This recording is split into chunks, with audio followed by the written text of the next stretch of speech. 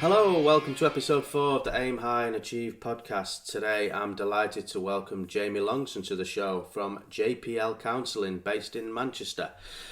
Jamie and I go way back for 25 years. We were school friends together. We haven't spoken since then, so we've got a bit of catching up to do, which is going to be great. Jamie is a qualified counsellor and he's a member of the British Association for Counselling and Psychotherapy. He's going to tell us a lot more about the business he's building, how it's going. So Jamie, brilliant. How are you doing, mate? I'm very well, thank you. Thanks for having me on your show. Yeah, it's no problem at all, mate. Long time. We got a lot. Very long time. We got a lot to catch up on.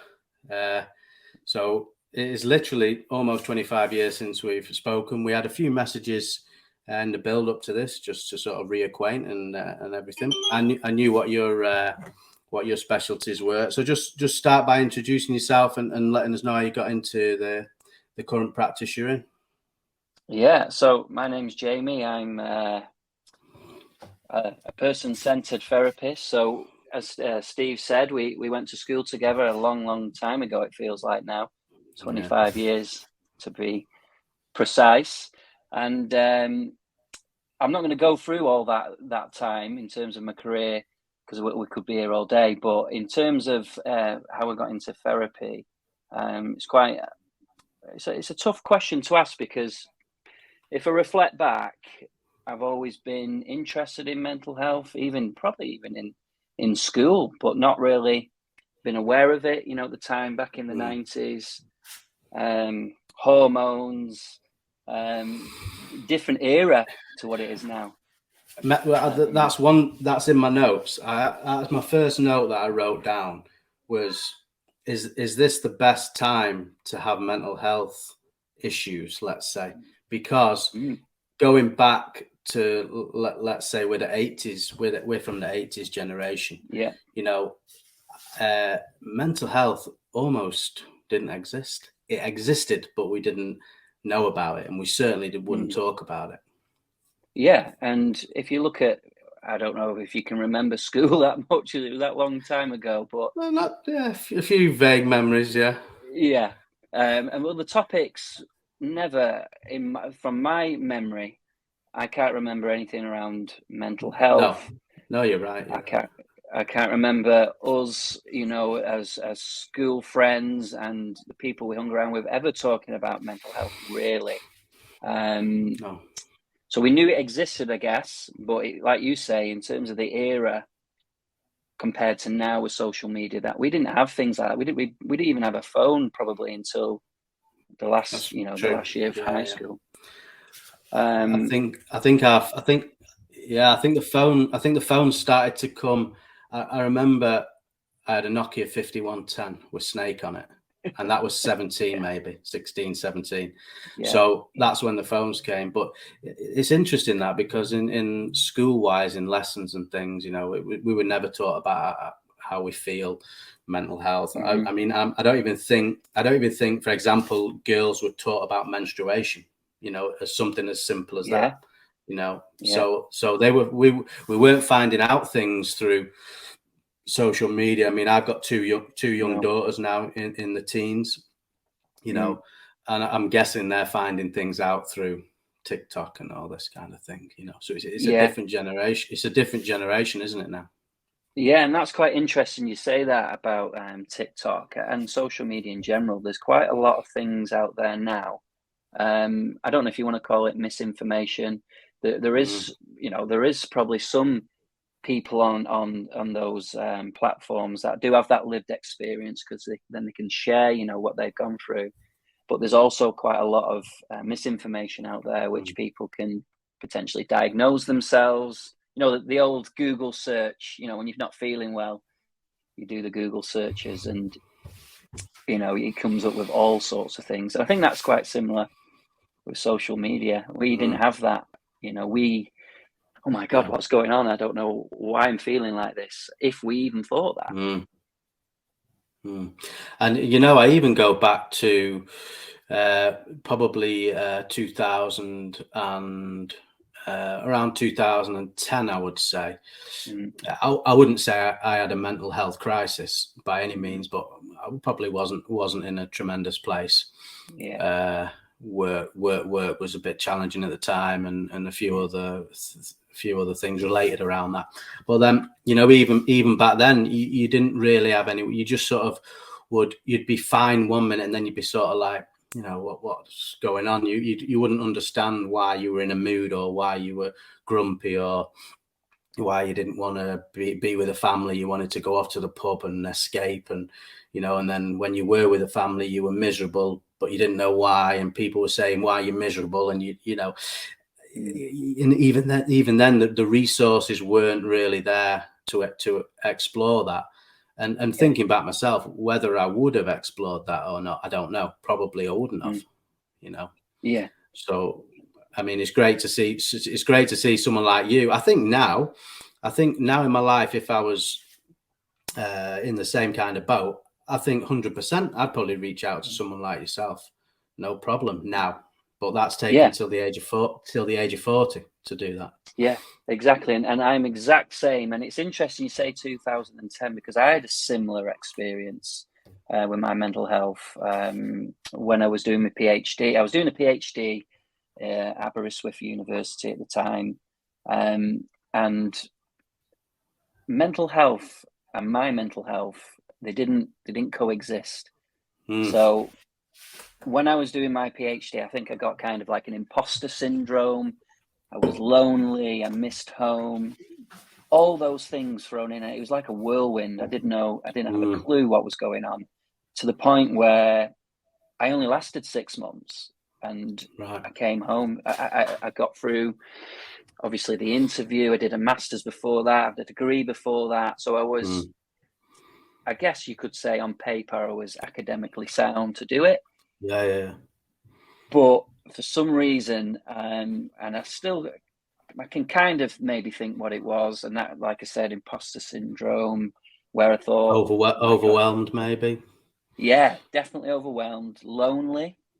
That's a real hard one to admit, that, I think, when I really reflect back on it. But I genuinely was homesick.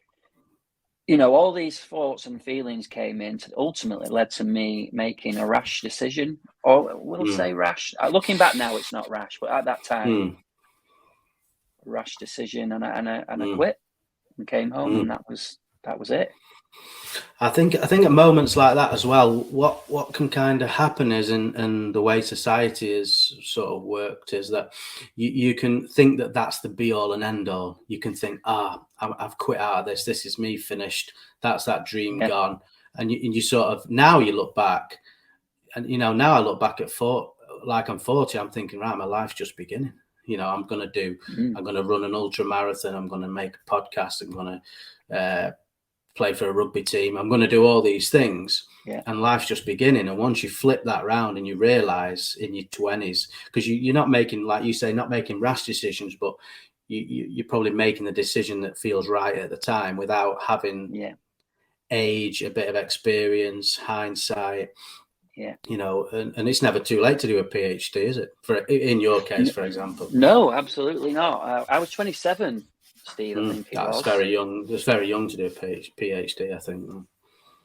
Potentially, yeah. I think it certainly was, in terms of, I guess, mentally, maybe. I know at 27 you think, oh my God, you're nearly 30, you're a grown man, but I don't think. No, I don't think that matters. So. It took me to at least 35 before my decisions were way 100,000% better. I started saying, right, I'm not going to make a decision now. I'm going to sleep on it. The first thing I started to do was to say, I'm not going to decide on this till I've slept on it. I mean, a PhD decision is obviously, there's a bit more in that, I understand. But for smaller decisions, no? Okay. No, and that's what's made me think, wow, if I would have maybe seen a therapist then, what would have happened? Because I must admit, looking back now, I needed someone to talk to, someone independent, someone who wasn't going to, oh, you'll be fine, or, what you're doing, you shouldn't be doing that. A bit like you mentioned in the first podcast. It was with Adrian, I think. Yeah, Adrian. Yeah, he talked about, why are you going to Norway? Some chap in the pub. Yeah. Very, you know, that type of judgmental comment. To some people, that's nothing, but to others, it's a big thing. And that's, I think, speaking to someone independent, I know we'll probably touch on that later on, but I think I needed that. Like a mentor. At that time. Maybe, yeah, a mentor, someone independent, I think, more around exploring, you know, what's going on with yourself. You know, you've obviously capable of doing it, but, you know, what's going on for you type thing. And it was all in my own head. And that's why I made that decision. So from that decision, do you move into a career straight away then, or do you sort of have a rest? No, yeah. So I wouldn't even call it a rest. It was a bit like what you were saying. I was thinking, God, where's my career going? You know, where am I going to live? So I came back to Stockport, our hometown, moved in with a friend, did some temping work, just some jobs that to pay the bills, to be honest with you, to try and rebuild myself.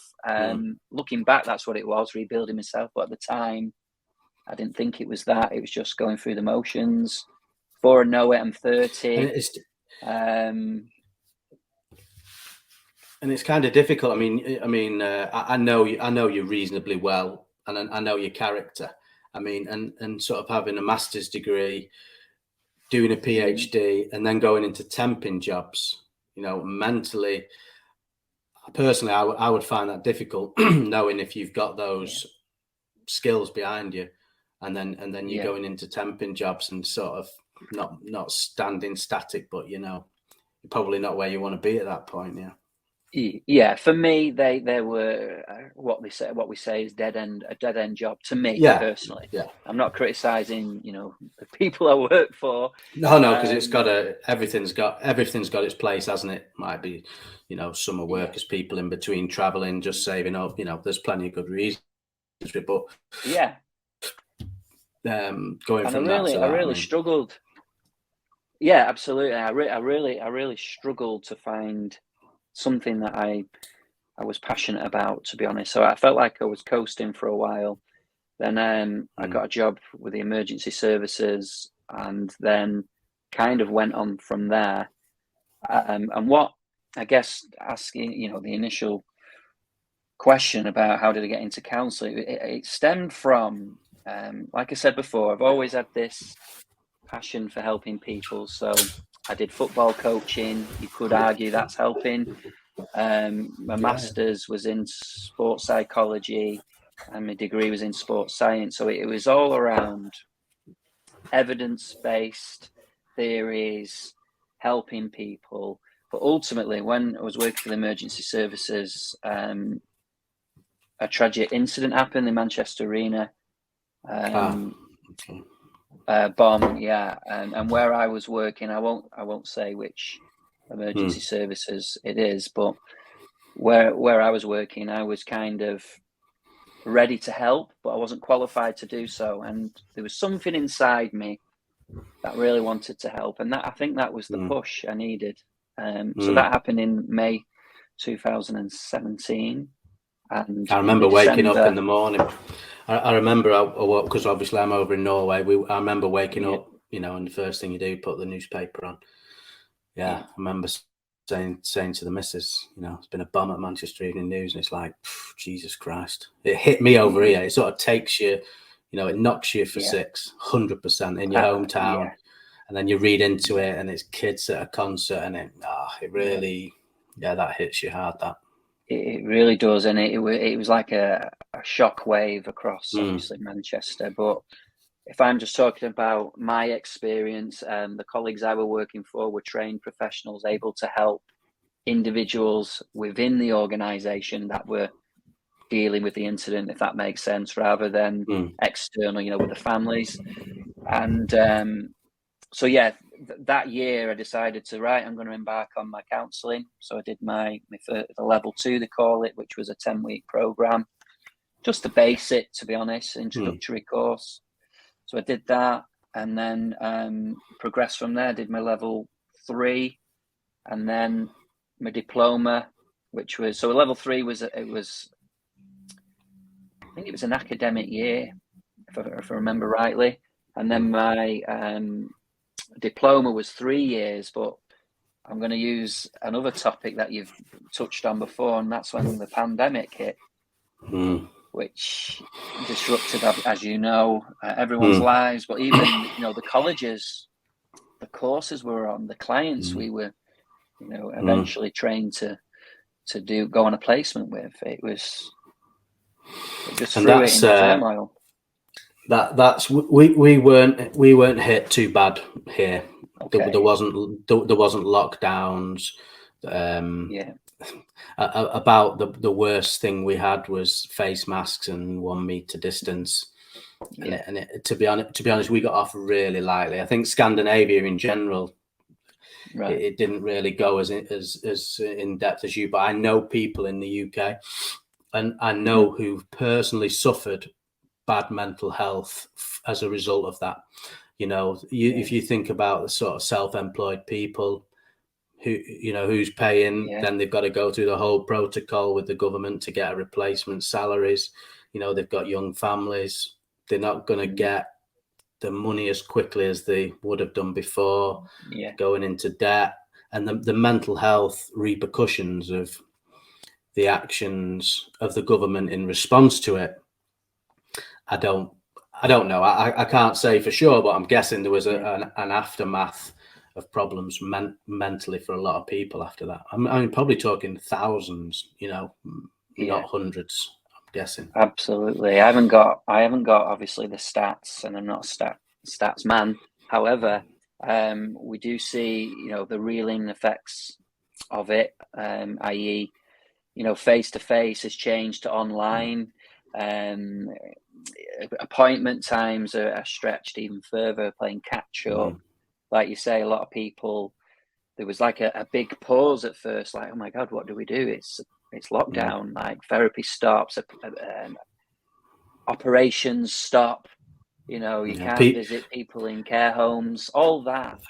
And people who rely on social interactions, for example, you kind of, your 60-year-old bricklayer who goes to the pub every day after work and has a couple of pints with his mates, and they complain about the jobs, and they lose that one little thing that they do every day.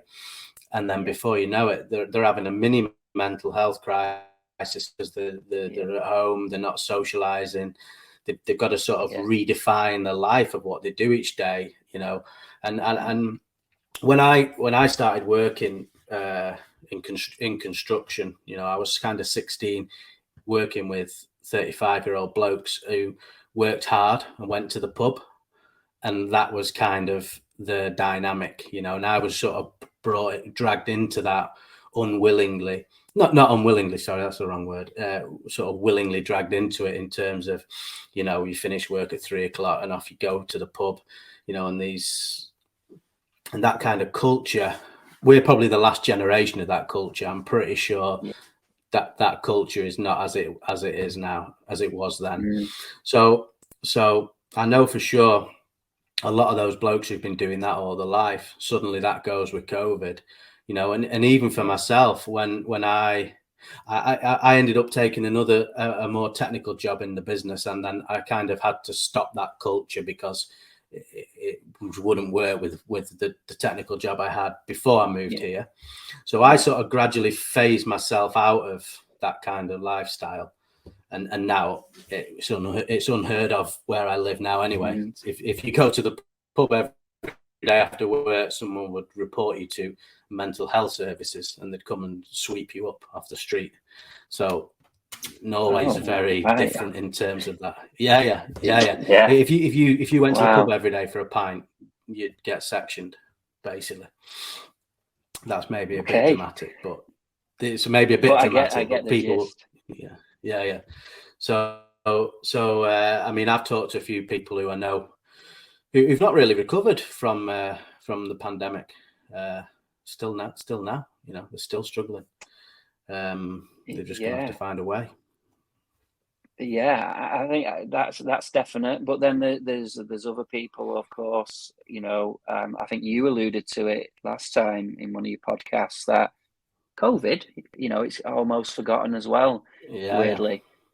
So I just want to, and I think touching on Adrian again, I think he had a positive experience with COVID in a way, and it's also positive in terms of, I guess, therapy, because that's the online therapy was already there, but this was kind of like the rebranding of it. I guess so. And which was, it gives a lot of people more options. It was good. So I did my placement purely online, funnily enough, which is a complete new thing for the course, from a governing body. It was for the college. It was just crazy. And then I suppose with the new technology then comes new ways of having to do things. You're not meeting people in person, so then there's a whole new scope of how to set the meetings up and how to. So that's a new business in itself, isn't it? And you've hopefully got in at the right time for that kind of thing. Yeah, I think if I'm being perfectly honest, and I don't mean the pandemic in a positive way. I mean, from my personal experience with college, and everything worked out.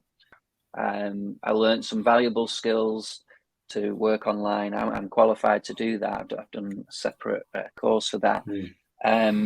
But that experience now, if looking back, it was you couldn't teach it. You couldn't teach it in the classrooms. They might do it now, but at the time, obviously they didn't, because we've never experienced that before. But that lived experience, I couldn't buy it. And I suppose as well, when you've sort of had challenges like yourself, I've had a couple.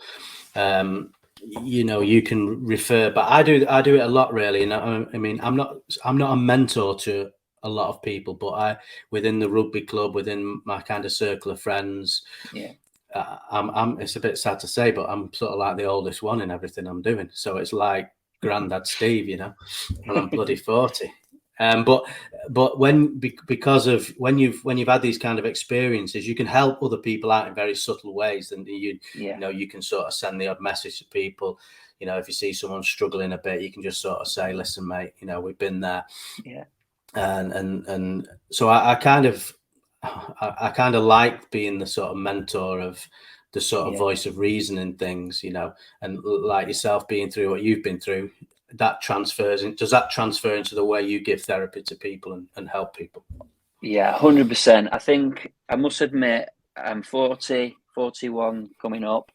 I feel like I'm in my prime. I don't mean physically. Who knows? Maybe not physically, but mentally, I feel like I've got that lived experience. I think you talked about it, being born in the 80s, 90s. We've been through quite a lot of change, and we've adapted. Don't get me wrong, I'm still learning, but I'm still hungry. I think what bottom line is, the lived experience I've had, looking back now, I wouldn't change those experiences. I'm 100% the same, as well as from sort of like a business point of view. I've had a few businesses. One was really good, lost that, started again, sort of built the second one up again. I got out of that business. I was offered a job which was probably working out better for me in terms of salary and things, but the sort of things that I've done now, I can refer back to the mistakes made the first business, and I can say, been there. Don't need to buy a 50 grand BMW now. That I don't need that. That's just for show, and doing things like that at the time, you don't regret it. You just learn from it. That's kind of how I look at things now. Yeah. So how did you handle your situation then, looking back? I wouldn't say tremendously well, to be honest, looking back. I think my missus probably deserves more credit than me, just for sticking with it. I would definitely credit my missus with that. But how did I deal with it? I mean, probably with a bit of excessive alcohol. Probably escape. Probably choosing to go to the pub where it's sort of safe haven, knowing, I'm in a pub. I'm only going to have a beer with my mates and enjoy it, and not as soon as I leave the pub, then I'm back in the real world. That's kind of how it went for me. I mean, it wasn't to the point of like falling out of a pub, if you understand me. I knew the limit. I knew the limit to get home. I wasn't a crisis in terms of that. It was more of a case of I would see it as like a safe haven, when you go to the pub, and I would then, what would happen then is I would find myself being miserable and grumpy if I was at home, or if the missus said, let's go to Chester Zoo. I'd just be miserable, and I never knew why. And I'd think, why can I not just enjoy this? And I would try to, but I just couldn't, if you understand me. It's very strange. And I couldn't fight my way out of it. As much as I wanted to say, be happy, it was not happening. And it took me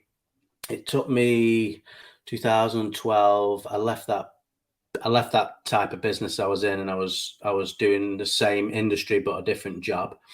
That didn't really work out as it was planned. I then got another job, and from that job, 2014, I ended up working with a guy, maybe I'll talk to him on this one day, who acted as a real mentor, technically in the business I was in.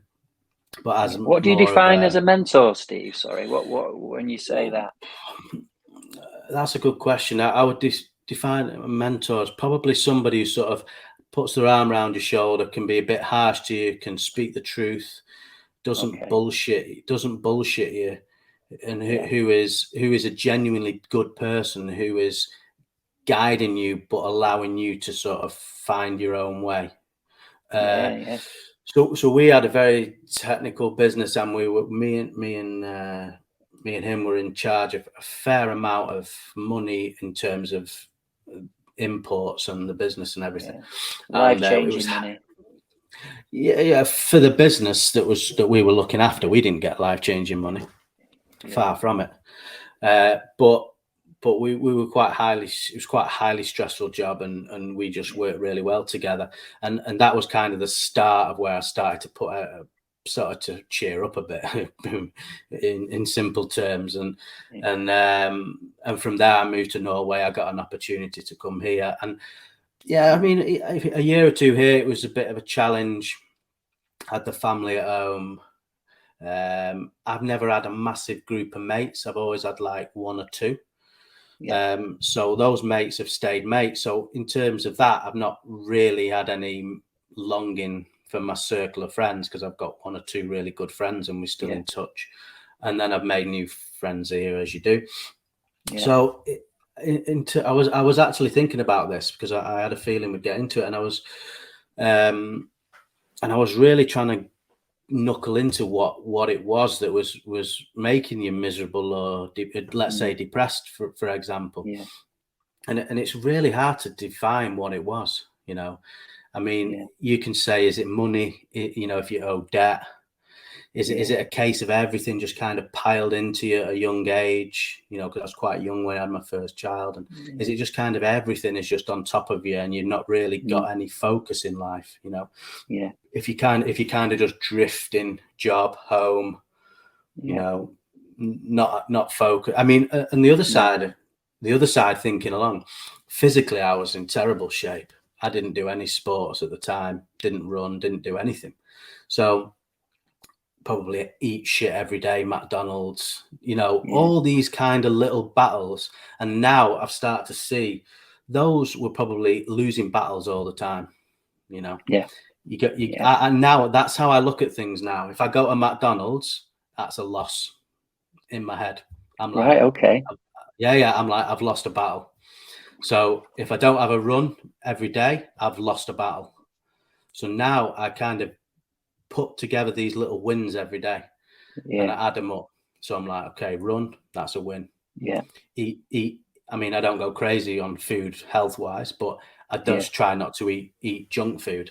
So I don't eat junk food. That's a win. So and that, I've not really got that from anybody. I've just kind of I mean, I think Conor McGregor said it in a documentary he did, but I was kind of doing that before I heard that. Yeah. So that's one way I've started to deal with it now. Health wise, I think if your body's not in shape, I really think it's hard to get your mind in shape. Well, we're connected, I believe, and your soul as well.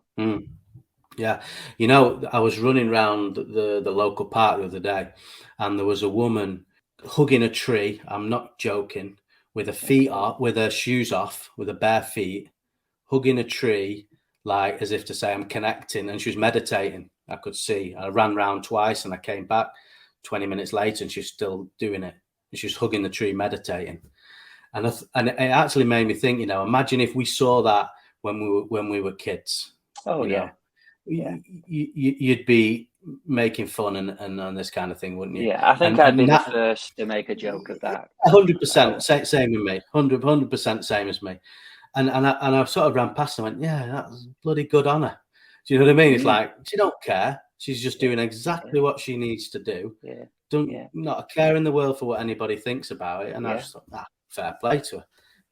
Brilliant. Yeah. When you said about the soul, it's right. Soul, mind, and body. If one's out of sync, absolutely. And for you, I know we're probably going to move on, but just my last point to you, you've learned how to. I guess you've got your own inner resources. You didn't at the time tap it. Maybe a mentor, but you didn't really explore that. Maybe you did with your wife, but she's obviously on your side. Those biases there. So I think basically you've learned quite a lot there, haven't you? That's like a major life lesson. Yeah, I think a lot of it was sort of like, I kind of have a very solo mentality of, if when I'm doing things, I like to do it alone, basically. So, and that's quite a natural thing.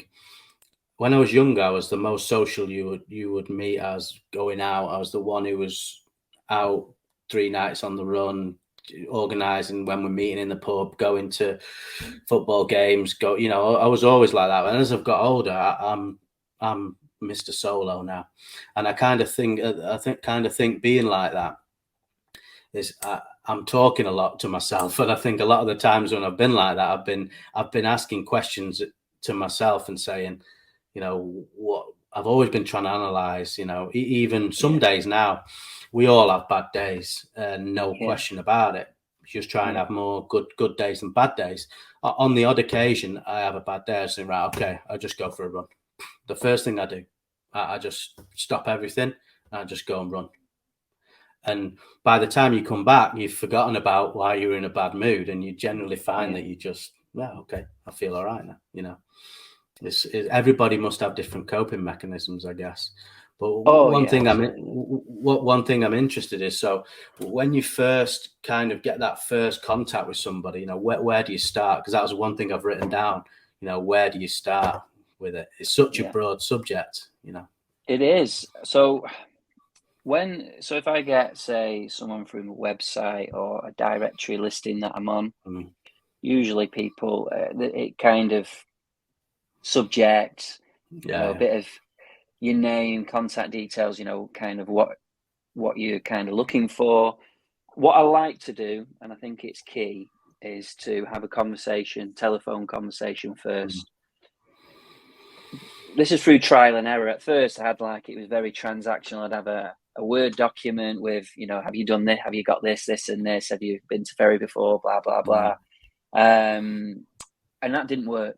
It's very impersonal. And because these people that come to me are sharing that darkest and most vulnerable self.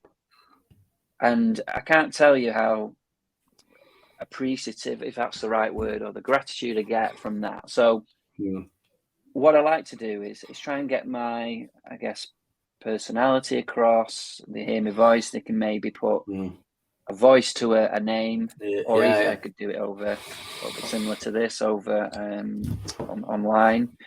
So basically, I kind of let it flow. So I'll answer the questions in our conversation, if that makes sense. I'm not going to say, question 1, Yeah, I get you, and I guess as well, if you get people to write things down, then it's kind of like they're putting pen onto paper that I need help, and they're writing it and seeing it, which is a whole lot different, than just sort of picking the phone up and knowing, okay, at the end of the line, this is how it's going to be, and I can gently get into it, as opposed to straight away in, and I'm guessing it's almost like. I mean, I remember, I don't know if I dreamt this, but I remember, I'm sure I went to my GP. I'm sure I did, and said, I'm not feeling too great, doc, And I don't know if I dreamt it, so apologies if I'm wrong, but I'm sure he said, no, there's nothing wrong with you. You're a 30-year-old bloke. You just get on with it, mate. There's nothing wrong. Yeah. So if he didn't say that, I apologize to. I actually think he's died now, sadly, but. If he didn't say that, I apologize, but I'm almost sure he did. So it was, and that would have been 10 years ago. So that was 2013, let's say. 2012 or something. So even then, it was still not. Now I'm pretty sure if I did that now to the GP, it would be totally different. I'm guessing. Yeah, absolutely. I think interestingly enough on that. And again, in terms of people I've worked with, I've heard many occasions that, sick notes or fit notes, they call them over here. Okay. If you're absent from work or whatever, that GPs give them out without actually physically seeing you. Right. So it's gone kind of, sounds like it's not everyone, obviously. No. But in some cases, but then it can be abused. It can be abused, can't it? If that's the case. Yeah, I'm not criticizing anyone or GPs. They do great jobs, and I'm sure they do make some ethical decisions. But I think what I'm just saying through my experience, that some people have never seen their GP to get a fit note of some sort. Far contrast to what you were just saying, where you're almost tail between your legs. I bet I can imagine you leaving the office thinking, "Oh right, okay," kind of putting a plaster over what's really going on. Yeah, and that's a good point, because with mental health, you can't put a plaster on anything.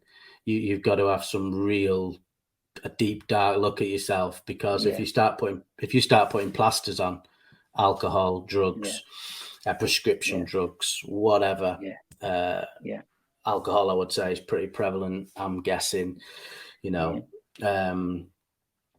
just generally not behaving, not keeping fit, not getting out, you start putting plasters on things, it's just going to prolong and prolong and prolong. You have to have a sort of deep dark realization that this is the journey. How do you find that with people, kind of once they embark on the journey?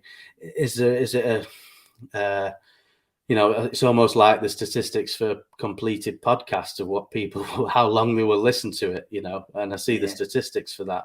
So it's interesting to see sort of with a patient how you sort of anchor them. I would have thought that's a pretty important thing for you, to sort of anchor them in and sort of see it through over a long period, because you're not going to fix something in a week, are you? No, it's going to be over a course of months, everyone, years. There isn't a set answer to that. What the key thing is, and I could be the most qualified counsellor you've ever met, but it's all about the relationship. And if the person, or the client, we call them actually, if the client feels comfortable and safe and secure, that they can trust me with their deepest, darkest, thoughts and feelings, emotions, then we're on the way. And that's kind of going back to your first question, where I like to speak to them on the phone, very laid back, and just, it's a non-directive. I'm not directing, I kind of, let the client explore, and there isn't any pressure. If they want to come and I'm available, that's great. If not, it's about giving people choices. I'm not, just because they ring and they've filled out a questionnaire or whatever, doesn't mean they've committed, No. Even if they do commit, they have the right to cancel at any time. It's not, It's not signing the dotted line. You think, oh my God, what have I just done? You know, Yeah. It's But very. do you find as well that you, or does your service sort of entail this, that you would help people if they're overweight and they're not happy about that? Would you sort of facilitate helping them on a journey to get fitter, or to achieve the things they want to achieve? For example, is that sort of something you do, or is it sort of like, are you more on the cognitive side of things, you know? So for my modality, my type of therapy that I use. So for that example, I think that would be maybe a coach, or maybe a mentor, or maybe a personal trainer. I don't know. I'm saying personal trainers will use counselling skills, Steve. You know, a bit like what I would use. But yeah. So my approach is non-directive. So what that means is, if you were my client, you would almost lead the session with my guidance. So I'd walk alongside you in that way. I'd ask you questions. I would try and pick up on things, body language, not just words, but work with the feelings of what's going on. Okay, so whereas there's other types of therapies as well, that's directed, where the therapist is the expert. So I'm not the expert, you're the expert of you. Okay. So I kind of work with you in that sense. We work with, you'll have an idea in your mind that there's something not quite right with myself. Maybe I can't put my finger on it, but I know there's something there.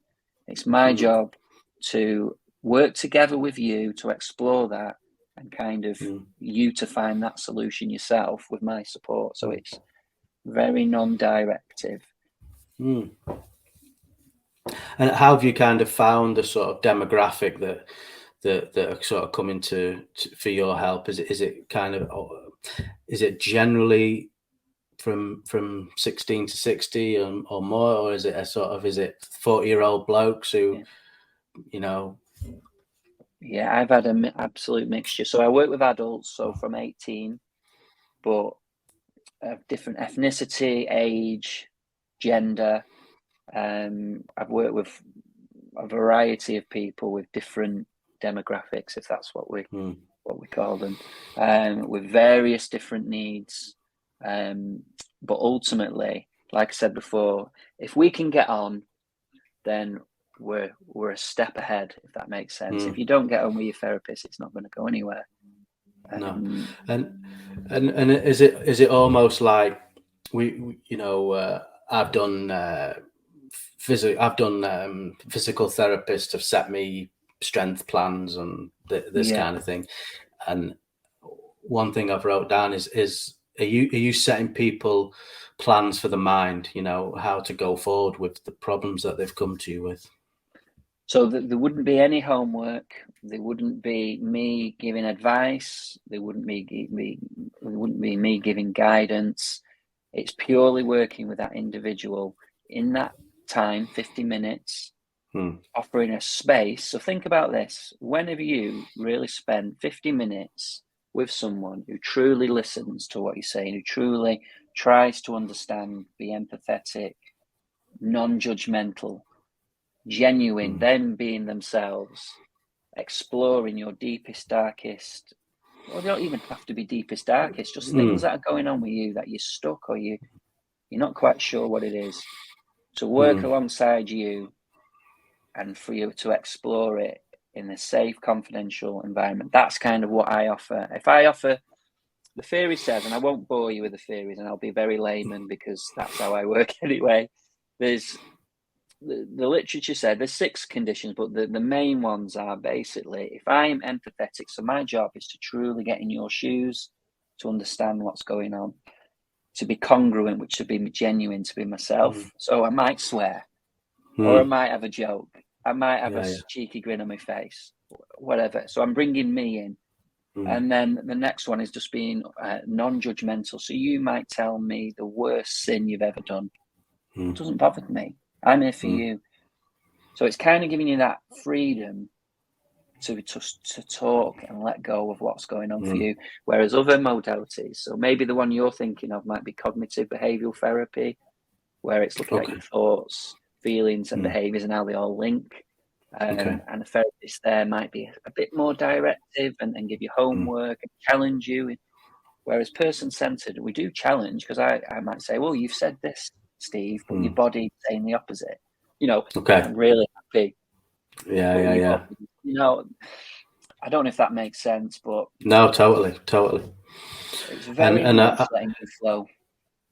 And I suppose for a lot of people, that's worth its weight in gold, because they could be in any kind of situations, and some people might just need to talk to somebody, for example, and offering the service you offer and a safe space, like you say, and allowing people to sort of get things off the chest, probably does them the world of good once they've come out of there. I think, oh God, like a weight's been lifted.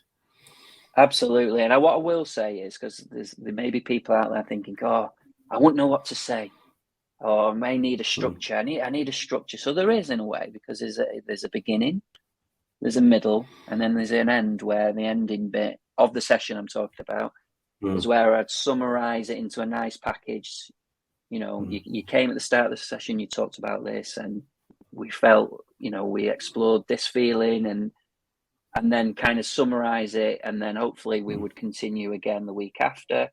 So that's important. If we were to continue that, it's quite close by. So if it was 3 weeks onwards, that would be like a stop start, and it wouldn't do any good. So I think what I'm trying to say is there is structure to it. It's just you've got free reign, and I'll support you along that way. It's kind of like, I imagine it as, just quickly as a metaphor, is like if you've got, I don't know what they call it in Norway, a loft or an attic. Yeah. You can imagine going up to a loft. Is it the same thing? Yeah, the same thing, yeah, loft. Okay, and you go up to your loft, and you look, it's dark, and there's things in there, but you're not quite sure what it is. Counselling is like, you've got a torch in your loft, and you're shining in what's that box there? And then you kind of shine in, and then you might find another thing. Oh, it's a Christmas tree. I know what that is. So you're exploring what's going on with the help of the therapist. So it's, like I say, it's not, I don't just sit there in silence and yes, no, or reflect what you're saying. That is, some of that skill is there, but it's ultimately drawing out what's going on for you. And do you, just out of interest, do you kind of link up with any other disciplines within your field if somebody needs something extra? If you think maybe I'm not the right guy for this, I know somebody who may be able to help you. It's something different, or you pick up on something. Do you, is that the kind of thing you're doing? Yeah, kind of like a cross referral, if you like. So anyone I speak to, if I've got to check that not only do they like me, do they think they can work with me, but obviously if what they're bringing, is it within my skill set, my competence? Because I'm follow an ethical framework, with my awarding body, membership or registration, and with the BACP. So it's got to be ethical that I can work with that person. That's why I have initial telephone conversation, just to see, can we work together? Is what you're bringing something that I can help you with? If not, then I'll go away and find someone who will. So the place where I rent my room in Charlton on a Saturday, there's different specialists there who deal with different things. So yeah, I can certainly link in with others with the client's consent, obviously. Yeah, that's great. And how's business going lately? It's been good?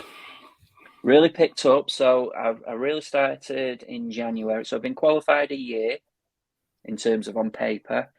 And I've started to be quite busy. I only work on a Saturday at the moment because I work full-time with emergency services in a similar role. And so my private practice is really growing quite fast, actually, and to the point where maybe big decisions one day will need to be made. But it's really growing, and I think the work that I do is, I can't tell you how rewarding it is. For someone to really trust in you, I don't think there's any better feeling than that, if that's the right word.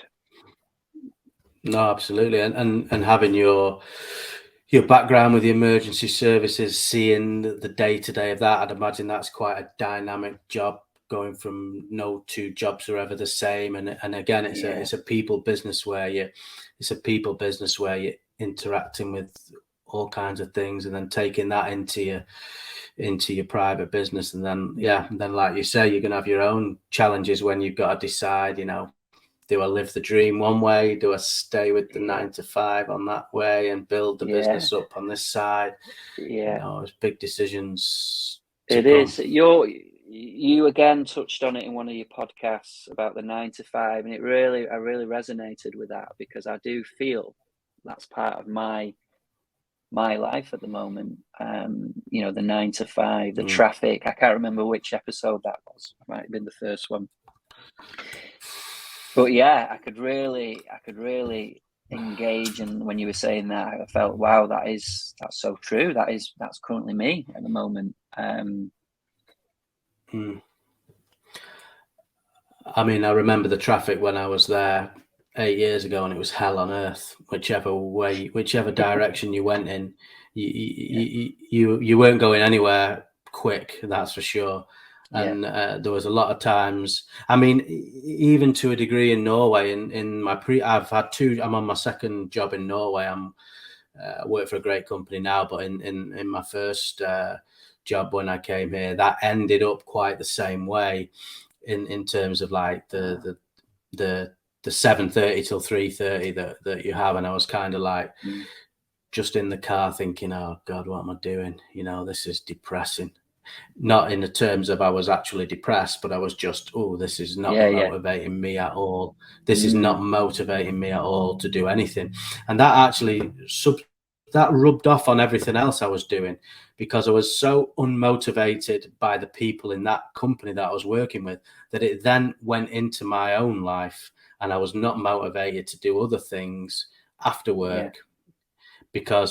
And then you've always got that dreaded lull on a Sunday. Oh, it's Monday tomorrow.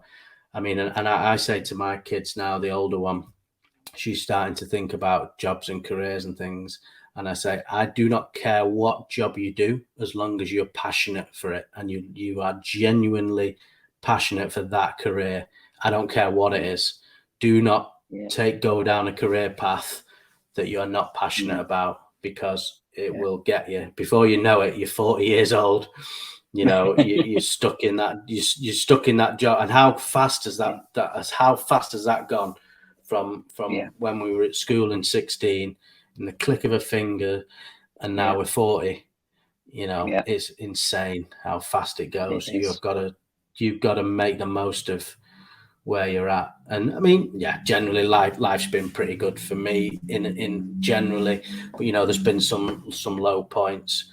But now looking back, happy to speak to you about it. I've spoke to a few other people, close friends, see it in some lads I hang about with now. Feel like I've got the experience to sort of help them through things, and I'm sure it's the same for you socially. And then getting back in touch with like yourself, seeing how well you're doing. It's really great.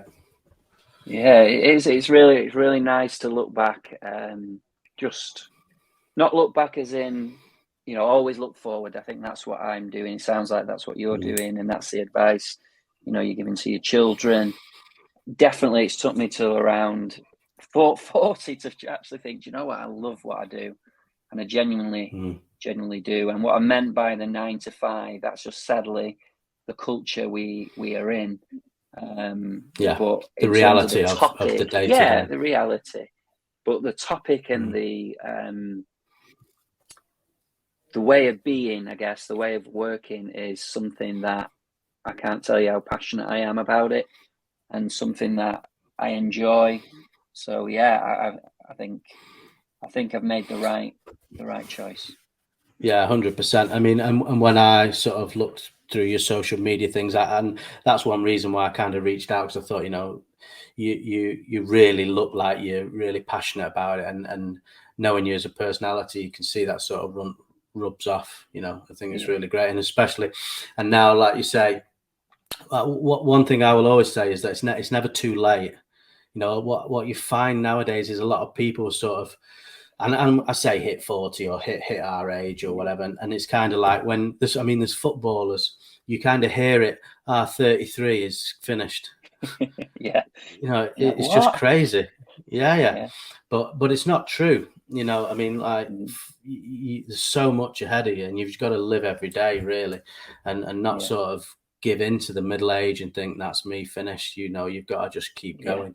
And social media, as we've sort of grown through it, we've lived through its sort of evolution, haven't we, of social media, and to sort of see where it is now.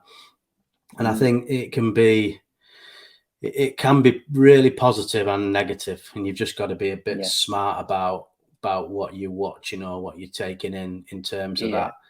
I think I said in the previous one, like I said in the previous one with Luke, you know, if you're really passionate about something and you follow it on social media, that's inspiring you to do it. If you're just sort of scrolling through the nonsense, you know, looking for that dopamine, you're just crushing the system, you know.